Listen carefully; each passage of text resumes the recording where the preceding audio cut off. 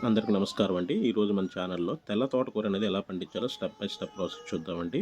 ఇది మీరు చూస్తున్న తెల్ల తోటకూర 70 రోజుల వరకు కూడా పూత రాకుండా ఉంటుందండి. మరి మనం ఎక్కడైతే తోటకూర పండించాలనుకుంటున్నామో ఆ ప్లేస్‌ని ట్రాక్టర్‌తో మెత్తగా దున్ని భూమి సదనాన్ని బట్టి మడి కింద కట్టుకోవాలండి. అంటే మన అంగలేసుకుంటే ఒక హంగేసుకుంటే గనక 3 అడుగులు వస్తుంది. అలాగా పొడవు ఎంత దూరం వరకు సదనంగా ఉంటే అంతవరకు ఒక మడి కింద కట్టుకోవచ్చు.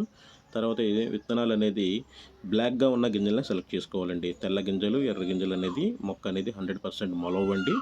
అలా తీసుకున్న గింజల్ని మనం ఇసుకతో మిక్స్ చేసి అలా మనం ఎక్కడైతే మడి స్క్వేర్ టైప్‌లో కట్టుకున్న మడిలో గింజలను అలాగ జల్లిన తర్వాత అలా జల్లిన గింజల పైన దంతితో లాగాలండి. దంతితో ఎందుకు లాగుతామంటే ఇప్పుడు మా నాన్నగారు లాగుతున్నారు చూడండి. ఆ పండిన గంజి మీద ఆ పడిన జల్లిన గింజ మీద ఆ మట్టి పడి గింజ అనేది వాటర్ పెట్టినప్పుడు కొట్టుకుపోకుండా మనకు 100% అనేది విత్తనం మొలుస్తుందండి.